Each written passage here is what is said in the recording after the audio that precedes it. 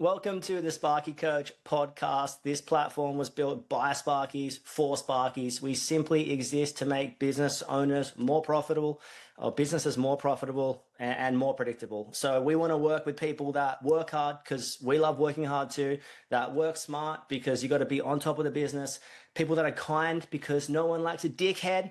Am I right? People who want results because that's what we're here for, right? And people who want to be part of a like-minded community. So if you're interested in hearing more about the platform, please reach out and enjoy the podcast. Because baby, now we got bad blood. Hey, Taylor Swift, Sparky Coach pod, the collab you always wanted. Baby got bad blood. Oh. The collab that no one asked for, but it's here. Bad Blood, Taylor Swift / Sparky Coach collab. I reckon I could rap on a bit of a, what do you call it? Not a pre-chorus. A bit of like a bridge. Yeah, the bit like the interim to the last chorus. We're talking today about bad blood. The goal, I guess, of business is to have zero bad blood. That's probably, there might be some spilt blood along the way with different people, but the goal is to always keep yourself amicable, keep yourself clean in that sense. But talking today about a story, a bit of a tale as old as time. You get a weapon apprentice, you get a weapon tradie, and then that person maybe expressed interest to work for themselves, maybe they didn't, and they come to the end of their apprenticeship and they go, I'm going to go out on my own. And then, so I guess we're talking about navigating that transition with someone having that dream, which I feel like as business ownership, I've been thinking about this a lot lately. I always wanted to do it. Was it the same for you, or how did you? Yeah, I would say, I sort of always wanted to do it. Yeah, it was always like, it was almost written. I would say for me, it was like written my life goals or written on my life pathway. I was like, just want to do it. And no amount of information negatively would have stopped me from doing it. Like no amount of the first 5 years is really hard, or watch out for this, or nothing would have stopped me. So I think inherently it's pretty in there in people that want to do it. I feel like we're talking specifically specific situation. We won't name names, although we could, but we don't. But we could, but we won't. This guy, one of our... You know who you are. If you're listening, you know who you are. But I've heard this similar story a few times. So someone pulls out their phone, scrolling through Insta. Maybe they're doom scrolling, maybe they're not. It's irrelevant. They look up and suggested, what does it say? It says suggested people. Yeah, suggested friends or suggested friends. And it was like people you may know or whatever. And it comes up...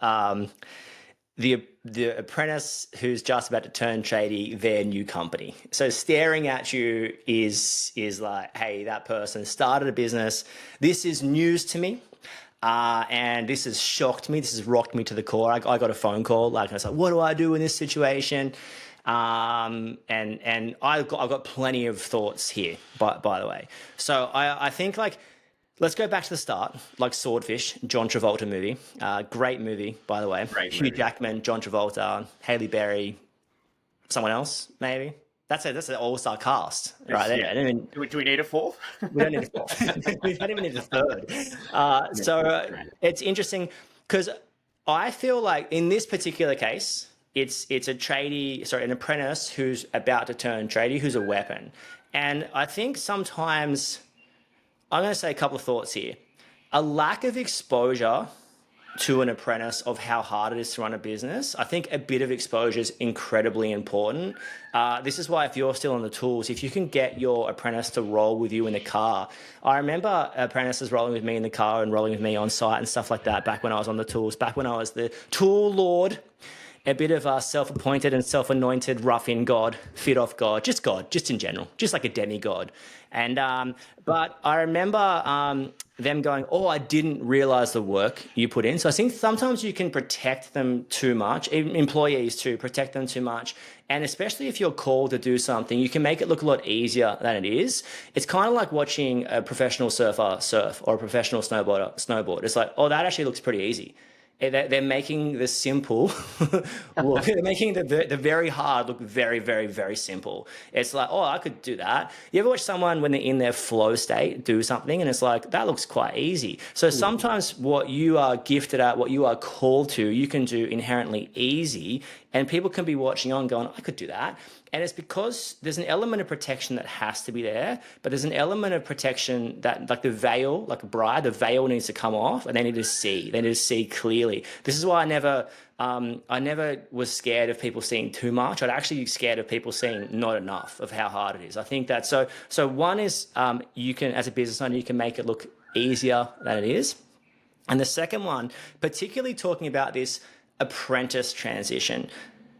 So in the job interview, there's got to be some sort of, where do you see yourself in 5 years after your apprenticeship? Where do you see yourself in 10 years? There's got to be some element of like, if I'm giving you this 4 years, I'm expecting something in return. Like the 2 years of, you can't like handcuff someone to the company, of course not, although that'd be nice sometimes.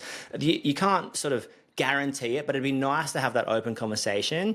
And if you can ask the right questions, you might draw out a response that someone says, actually, you know what, I want to work for myself. Actually, that's part of my 5-year plan, my 10-year plan. And with that, anyone that's had a weapon that wants to work for themselves come through the ranks, no one's ever regretted it. The only regret is that I wish I could have kept them longer. So the question comes to, maybe I can't handcuff the company, but how do I keep them for as long as possible? So there's a big gap between sort of in that sort of last year of their apprenticeship, you wanting to sit down with everyone at least 6 months out, 6 to 12 months out, and be like, hey, what are your plans for next year? Hey, what do you think? Hey, we would love to keep you around. There's too many people I've found too many people play games. I don't know how you find talking to people, but too many people play games. Like, oh, if I don't bring this up, I'll let Cam bring it up. And I'm like, oh, maybe just be honest about things. Like, if you want to keep someone around, just be like, hey, I'd love to keep you around. We really see a future for here at the company. I think it's important 6 to 9 months out that people know what they're going to get paid as a tradie. That's going to block the seagulls coming in, the ibises picking at your banana bread. It's banana bread being a person, your employee. They're going to stop the seagulls swooping in, and because they're going to be like, oh, well, I spoke to Crowy. He said, I'm going to be on this. So you need to be an element of transition. You be transitionally aware, I would say. And also, if they express interest to work for themselves, then you got to open the discussion doors. I want to open that door in this topic soon, but what are your thoughts right now? What are you thinking? Because this has happened to me multiple times. I'm not some random dude just like sharing thoughts, although I am in a way. I'm on my like 4th or 5th situation like this. So thoughts? Look, I think probably the first thing that comes to mind is, I'm not going to say like it's an inevitable situation to come along, but it's going to come up at some point, right? If you're in the game long enough, if you're in the industry long enough as a business owner, it's going to occur, right? I think the thing that sort of comes to mind around this is, I guess, an element of like, why were you blindsided by it? Or why weren't you aware of it, so to speak? And I think there's potential there. It's like, okay, well, did I avoid a conversation? Did I not have a conversation with them? Did I miss the reading of the room, so to speak? Is there an underlying factor? So first and foremost is, did I not have enough of a chat to them to get an understanding of what they wanted to do? Did I not... could I have been better? And I think I reference this back to always, how can you improve? How can you be better as a business owner and as a person? And I think the key here is that you always want to get better and learn from it, and take something away from the experience that you've just gone through, rather than look to point blame, look to be like, oh, hey, what could I have possibly changed, done a little bit differently, or worked on in something that we already do, but maybe made it a little bit better. And I think I've sort of always probably lived by that way, to be like, what could I do better in any situation, rather than being like, I can't believe you did that to me, like, you ruined my life, like, et cetera, rather than like pointing blame on someone else, look to see what you could have improved on. Because there's some instances, and I know you've experienced this across the board, is you could have done everything, like ticked every box along the way, and it didn't turn out the way that you wanted it to, and that's okay. Like, that's what happens in life sometimes. But I think if you looked at it and was like, oh, hey, what if I would have had that, or maybe had that conversation, or if we would have talked about that sooner, or made that maybe a little bit clearer, I think you then look at it and be like, oh, well, next time I can learn from that. So I think a couple of things is that I look at it is like, okay, did that occur in a conversation sense? The other thing, okay, is there maybe something else underlying here? Is there a internal potential relationship with other staff members that is affecting this as well? And I think when you experience those situations of like, oh, hey, not saying they're being forced out, but they're not loving the situation that they're currently in. So it's like, oh, hey, I've got an alternative option here.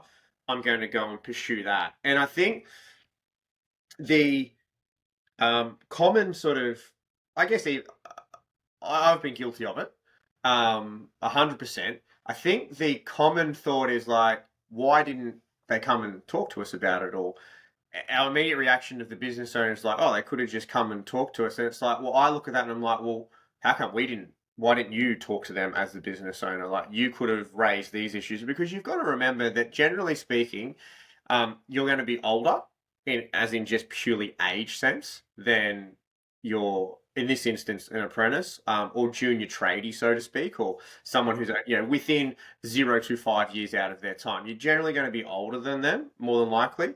You're most definitely going to have more experience than them. That's just a given.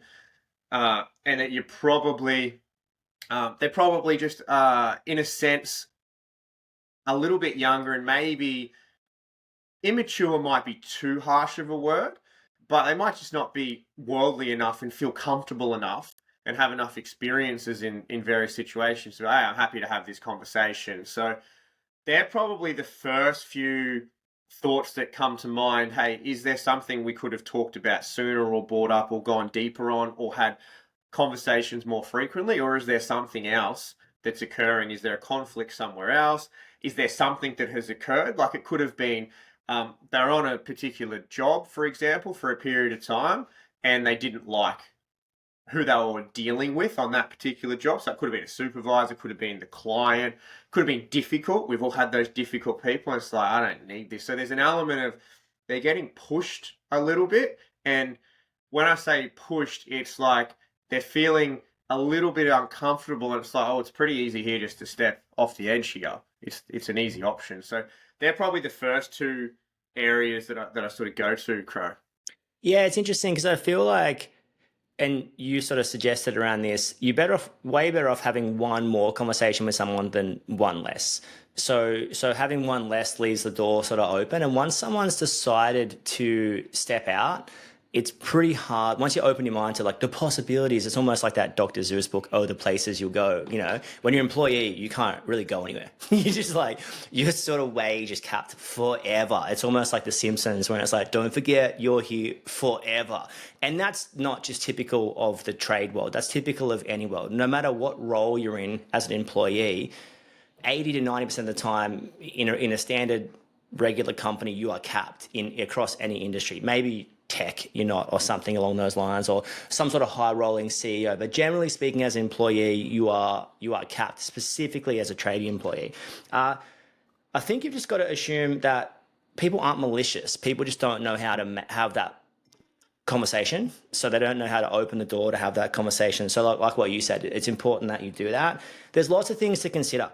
Pay, was I paying them properly? So especially if you're paying someone minimum wage, I love what Chris Rock says about this.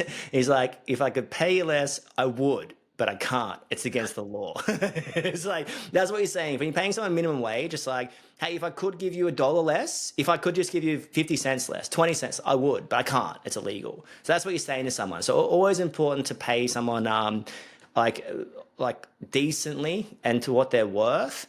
And you got to look at type of work too. This is the danger of you see all these like coaching companies advertising X amount of money per day and all this kind of stuff. And it's like, that's not the type of work that a lot of people want to do. They're in staff retention. Like it could be, but I would say more than likely the A players want to work with the A players. So you look at who you got around you in the office too. Don't just think about this as on site. You've got to have a weapon office team, and you've got to be a weapon in the office. So like, kind of reference, what's the team like? Is the team good? Could have had more conversations. What's their pay like? And what are the jobs like? Are these jobs sort of, is there a pathway for someone to be upskilled to an operations manager, project manager? And are they just crawling in and out of roof spaces every day? Because that's not like hyper desirable as a 35-year-old tradie, I wouldn't say. So that's what I'd be thinking about this. When someone comes and expresses that desire, I feel like there's a few things you've got to sort of put in place here. We'll talk about the boundaries in a second, but just something simple like putting someone in a van at third year, it's just going to give that extra hurdle for them to start their own business. So instead of now just like maybe they're driving their own Prius around or some form of Hyundai Excel, maybe they're driving their Cruiser around, whatever. But when they're in your work, then there's an element of tie to the company, and there's also an element of, if I was going to start my own business, now I've got to buy all these tools and a van. So there's a big hurdle there, where if they've been having to provide all their own tools, I was always of the assumption that people provided their own kit, like a basic battery kit, and then their own hand tools, and then everything else is provided for the company. But if you've been sort of like letting everyone buy all their own testing equipment, you're just making the hurdle a lot lower, the barrier a lot lower for them to sort of go and start their own business. So let's always like, and you mentioned this before, can you keep them? Could you have kept them? Would you have kept them if? So you're always sort of going like, well, maybe if I rolled the dice differently at that point or had that conversation at that point, because you do sort of want to be able to keep them. And once they decide, it's very, very hard to rein them back in. So yeah, so have those conversations, even something like an interim pay in fourth year. So, hey, you're going to be on, let's just hypothetically spit it out there, $45 an hour as a tradie when you come out, or 40 or 50 or whatever your market's telling you. And I'm going to put you at an interim rate of $35 in the meantime, or some sort of interim rate, because there is normally a higher level of responsibility at that fourth year. But boundaries in this as well. It's so important to have the boundary conversations. If someone wants to go out on their own, first and foremost, be supportive. I've seen people go out and come back in my company, and a lot of people would have the same story. Like, you never want bad blood. You never want to shut that door, slam once forever. Like, I want to start my own business. Cool, bang, you're out. Like, you can't act like that. You've got to preserve the relationship. The coolest thing is I did my apprenticeship with RJ Air, 4-year apprenticeship, did a bit of subcontracting back and forth a couple of years after that as I started the business. I could still call Dave now, or Ron, or anyone in that company, and they would answer. So I was there for I haven't been there for 15 years, and I could still call. And I think you want to preserve that relationship, but you also want them to know, hey, there's some boundaries here. Staff are off limits. Anyone you've met is, you can't really control this, by the way. You're not going to get them to sign a legal document, but you can have the conversation. Hey, I'd appreciate it if you don't contact any staff members, although we know that's sort of how people find people. But maybe you can at least, if you can preserve the relationship, you can have a difficult conversation. So, hey, I would appreciate it if you left all staff members in place, like I've created them and all this kind of stuff. Although you don't own anyone, go with me here. The second thing is, hey, clients, anyone you, yeah, I don't own them, but they're mine. They're on a leash. The other thing is clients, have the open conversation. Hey, you only have that client's number because of me. And there's multiple things you can do even about that. So it's like, what phone system? Is everyone on their personal phone system? When I left my last job, I remember everyone had my personal number. And it was there was a full oversight from the old boss going and then they could just call you. It's like, if I had a work phone, there would have been a separation at that point. But when there's no separation, there's risk. So yeah, huge, lots to consider, lots to think about. But I think when someone expresses interest too, you just got to be supportive. Hey, I'm always here. Call me if you need. We know it's a lot harder than it looks. If it looks hard, it's a lot harder than it looks still. So be supportive, be open for conversation, share what's worked, what hasn't worked, say what's off limits, what's on limits, and then just be like, hey, the door's always open for you. Unless, of course, they're a dickhead and the door's not open for them. Maybe you can still suggest the door might be open, but it's definitely not. So yeah, lots of things to consider. I think, yeah, yeah, you can go back anytime. Well, bang, that's the door slamming. So it's super interesting conversation to navigate. Could you have picked it up earlier? Potentially, yes, no, maybe. Could you have had a couple more conversations? Yes, no, maybe. And a lot of times as bosses, we walk around really stressed. So the site engagement and the human interactions are of a low quality because I've got to get to the next job. I've got to get to the next place. I've got to charge that variation. What are you going to do here? You turned up at 7:10. What happened to the hammer drill? Where's the testing equipment? Where's it? A lot of times it's like, it's a very transactional relationship, but it's like an aggressive or passive aggressive transactional relationship. So if you can reference how's the quality of your walk past conversations, are you slowing down, calming down, and actually checking in with people? Yeah, could your company improve? There's no way anyone's perfect, but it's nice to be able to be like, I reckon if we did this differently, this could have been delayed. Because it's like the people that want to work for themselves, you're probably not going to be able to keep. But if you can keep them for a long enough season, it will bless and help your company. And who knows? Maybe into the future too. Maybe they'll end up getting into home automation or like some sort of side hustle that will complement your offering. So yeah, plenty of thoughts there. Supportive is probably the overarching word for me. Yeah, definitely. Yeah, I think so. First thing is confront it too. Is like just hey, like don't be the ostrich and bury your head in the sand over it. Or just be How, like, hey, how would you do that? Would you like if you saw that on Insta, would you drop everything and I personally would try and have the conversation within 24 hours. oh yeah, I think you'd have it as soon as possible. Definitely. I don't think, if I'm being honest, I found my experience, generally speaking, obviously face to face is best, but if for whatever reason, so it could be just circumstantial, it's like they're here, you're here, it's you can't make that occur. Like a phone call's okay as well, because I found in my experience that the longer you leave it, the more issues occur. So, okay, yeah, first case is best to be, yeah, let's have it in person. If we can't have it in person, okay, sweet, let's just, I'll make the phone call and just have a discussion and just be like, hey, one thing I would say with a phone call versus in person is you're not going to be able to read the body language of the person, which can be good and bad, like both ways. The other thing too is if it is over the phone, they're generally probably not going to feel as intimidated, which can sometimes get people's back up. And I'm going to land at that in there's no right or wrong way about it. It's just, I would say you want it to be done within that 24, 48-hour period ASAP. And it's not going to be perfect. I think if you're seeking perfection, and that's probably something that I strive to achieve in an earlier lifetime, and I'd be like, no, I've got to do it face to face. It's got to be this, got to be that. And what happens is then it's a week because, something happened, or, you referenced it before, like the business owner, like you're generally trying to be in 2 to 3 places at once. So confront the situation, really big on that. Have the phone call out, let them know just like, hey, I don't think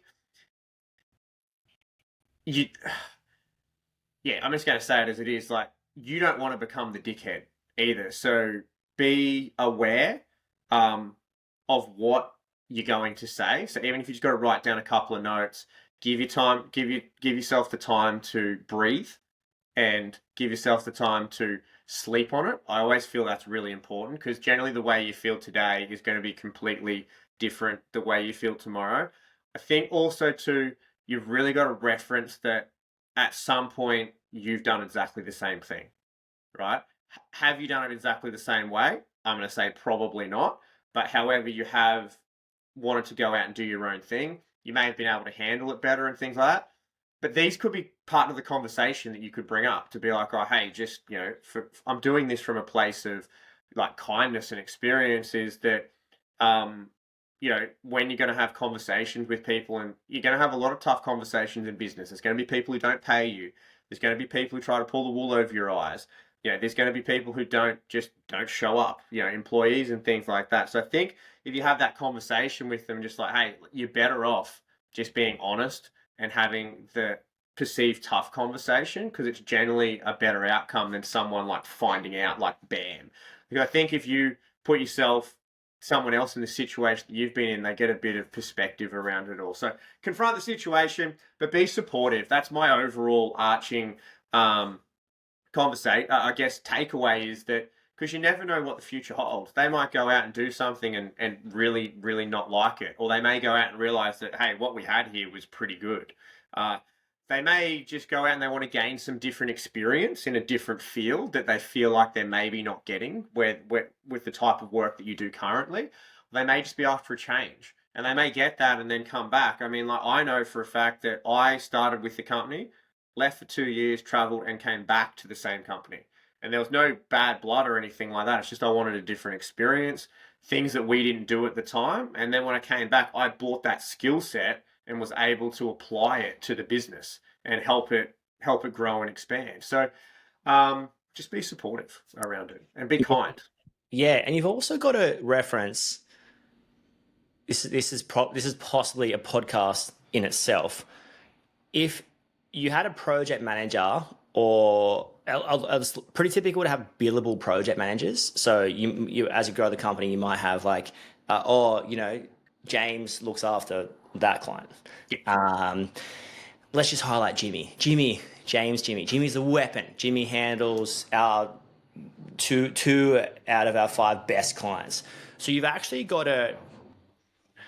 The goal is to improve your business so much that it becomes untouchable. That's the purpose of like growing a business. So you don't want Jimmy to turn around and leave, be able to tell people he's leaving, which he will. And then those clients like, well, we only liked working with this company because Jimmy was here. So this is why it's so important to improve your processes, improve your systems, create I'm not saying don't put someone in charge of a client. I think that's important, but there's ways you can do it that that everything just doesn't rest on that person, because there's a lot of risk if that limits your exposure. Yeah, 100%. And there's ways you can do it, but you just got to be careful. And I think having the open conversation regularly is important. I think popping into site is specifically at this time of year. It's December 8, right? So popping into site is very important at this time of year. Saying hi, giving people a call, saying thanks. Like also making the client realize, whether that's not directly telling them but indirectly telling them, this is just a portion of the company. The on-site work that happens is a portion. We've got variations pathways, we've got schedules, we've got this and that, like we've got safety, there's all this other stuff that's happening behind the scenes. There's Christmas parties and just like all this other stuff, and this is just a portion of. So that's important. But yeah, in the closing up, I think be kind, be supportive, have the hard conversations, don't shy away from them. What is the correct flow? Definitely I think there's a flow of conversation. Just touch on that before we wrap up. The flow of conversation needs to be, I saw you on Instagram. What's your plans? So before it gets into like, you've upset him. What's the plan? And then you can go like, okay, sweet. Well, let's sleep on it and make a pathway together. So I think in person, it was a hack. The logo was hacked. The in-person best, phone call the second best.